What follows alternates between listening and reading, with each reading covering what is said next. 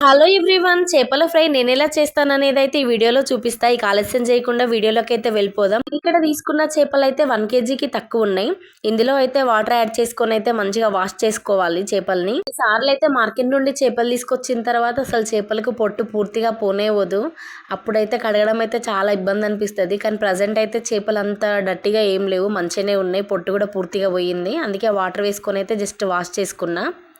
చేపల్ని కడిగిన తర్వాత వాటర్ని అయితే తీసేసి మళ్ళీ వాటర్ వేసుకొని సాల్ట్ వేసుకోవాలి. ఇలా సాల్ట్ వేయడం వల్ల చేప ముక్క అయితే గట్టిగా ఉంటుంది. నేనైతే ప్రతిసారి ఇలానే చేస్తా. సాల్ట్ అంతా చేపలకి పట్టేలా కలుపుకొని 10 మినిట్స్ పాటు పక్కన పెట్టుకోవాలి. 10 మినిట్స్ తర్వాత దానిలో ఉన్న వాటర్ అంతా తీసేయాలి. చేపల్లో ఉన్న వాటర్ అంతా తీసేసినాం కదా, నెక్స్ట్ ఇందులో అయితే పసుపు యాడ్ చేసుకోవాలి. నెక్స్ట్ ఇందులో సాల్ట్ యాడ్ చేసుకోవాలి. తర్వాత ఇందులో కారం కూడా వేసుకోవాలి.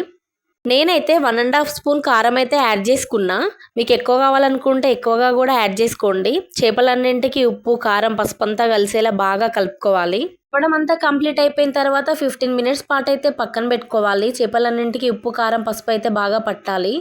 తర్వాత స్టవ్ పైన ప్యాన్ పెట్టుకొని ఆయిల్ వేసుకొని అంతా స్ప్రెడ్ చేసుకోవాలి. ప్యాన్ అంతా 10 మినిట్స్ పాటు చేప ముక్కల్ని బాగా కలిపి పెట్టుకున్నాం కదా, ఉప్పు కారం వేసి వాటన్నింటిని కూడా ప్యాన్ పైన వేసి బాగా ఫ్రై చేసుకోవాలి. చేపల్ని ఫ్రై చేసేటప్పుడు స్టవ్ని మీడియం ఫ్లేమ్లోనే పెట్టుకోవాలి. హై ఫ్లేమ్లో మాత్రం అస్సలు పెట్టొద్దు.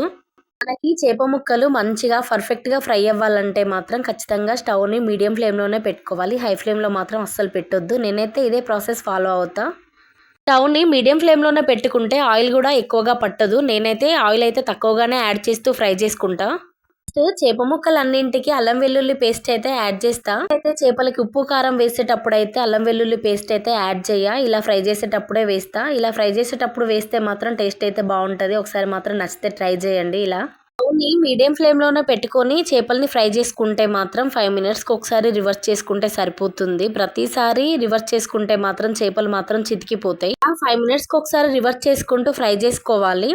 నెక్స్ట్ ఇందులో గరం మసాలా యాడ్ చేసుకోవాలి.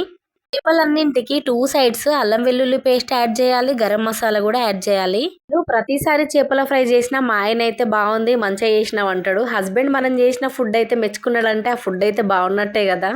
మనం ఆడవాళ్ళం వంట చేసేటప్పుడు ఎంత కష్టంగా అనిపించినా హస్బెండ్ మాత్రం బాగుంది ఫుడ్ అని చెప్తే మాత్రం మనసుకి మస్తు సాటిస్ఫాక్షన్ అనిపిస్తుంది కదా. నాకైతే ఫుల్ సాటిస్ఫాక్షన్ అనిపిస్తుంది. వంట చేసేటప్పుడు ఎంత చికాగ్గా చేసినా ఆయన ఒక్క మాట అంటే మాత్రం మంచిగా అనిపిస్తుంది.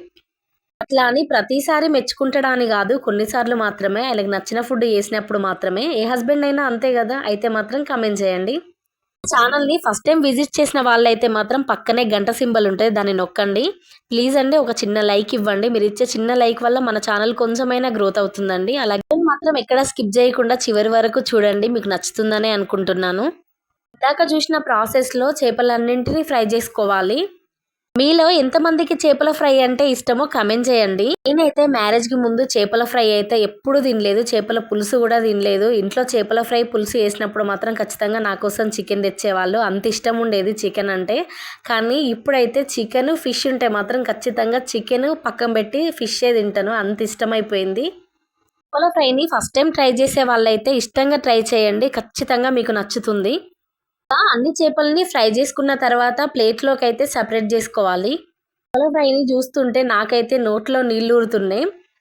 చేపల ఫ్రై చేసేటప్పుడు స్టవ్ని మీడియం ఫ్లేమ్లోనే పెట్టుకొని ఎక్కువ టైం తీసుకొని ఫ్రై చేసుకుంటే ఇలా గట్టిగా ఉంటాయి. నాకైతే ఇలా గట్టిగానే ఇష్టం. వీడియో నచ్చితే చేపల ఫ్రై ఒకసారి ఇలా ట్రై చేయండి. Thanks for watching.